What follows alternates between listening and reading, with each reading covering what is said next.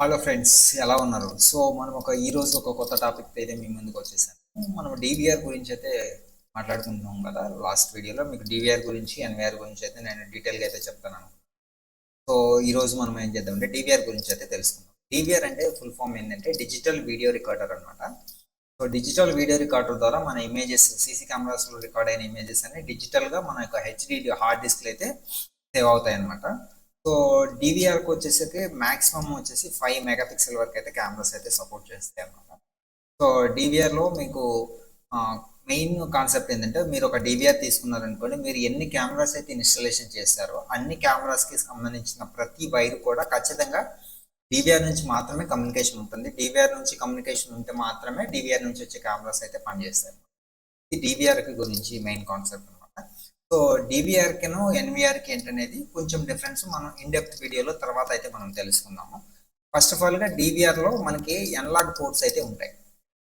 So analogue ports ద్వారా మన దగ్గర ఉన్న ఎన్లాగ్ కెమెరాస్ని 3+1 కేబుల్ ద్వారా అయితే మనం కనెక్ట్ చేస్తాము. 3+1 కేబుల్ ద్వారా ఒక సైడ్లో మనకి డేటా వెళ్తుంది, ఇంకొక సైడ్ పవర్ అయితే పాస్ అవుతుంది. సో ఇది డివిఆర్కి సంబంధించి. మీకు డివిఆర్కి సంబంధించి నేను ఒక ఇమేజెస్ కూడా మీకు చూపిస్తాను.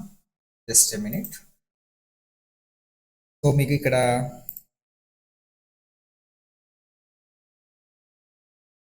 సో చూడండి, ఇది ఒక డివిఆర్ అనమాట. హిక్విజన్కి సంబంధించిన డివిఆర్ ఇది.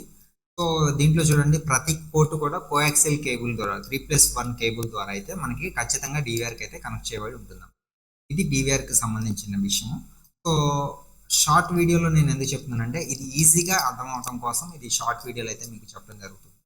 సో ఈ డివిఆర్లో ఏముంటుందంటే ఒక హార్డ్ డిస్క్ ఉంటుంది. ఈ హార్డ్ డిస్క్ ఏంటంటే మీరు ఎన్ని రోజులు బ్యాకప్ అనేది మీకు కావాలని అనుకుంటున్నారు, దాన్ని బట్టి లోపల ఉన్న హార్డ్ డిస్క్ అనేది డిసైడ్ చేయబడడం జరుగుతుంది.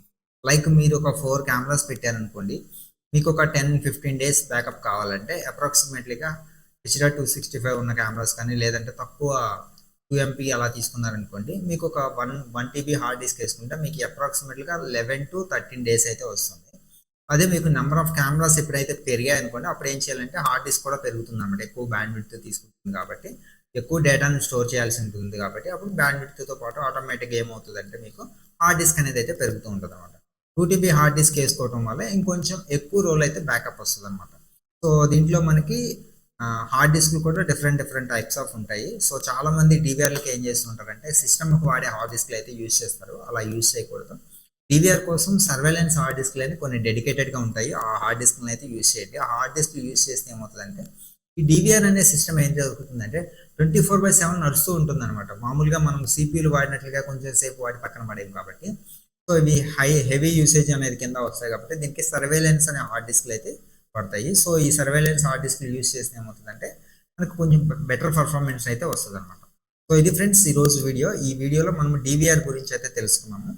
నెక్స్ట్ వీడియోలో అన్లాక్ కెమెరాస్ గురించి, తర్వాత ఎన్విఆర్ గురించి, తర్వాత డివిఆర్ సిస్టంలో ఏ ఐటమ్స్ అయితే ఉంటే మనం డివిఆర్ సిస్టమ్ని మనం యూజ్ చేసుకొని డివిఆర్ సిస్టమ్ని మనం ఇంప్లిమెంటేషన్ చేయొచ్చు అనే దాని గురించి అయితే నెక్స్ట్ వీడియోలో తెలుసుకుందాము. Until then stay tuned, stay by.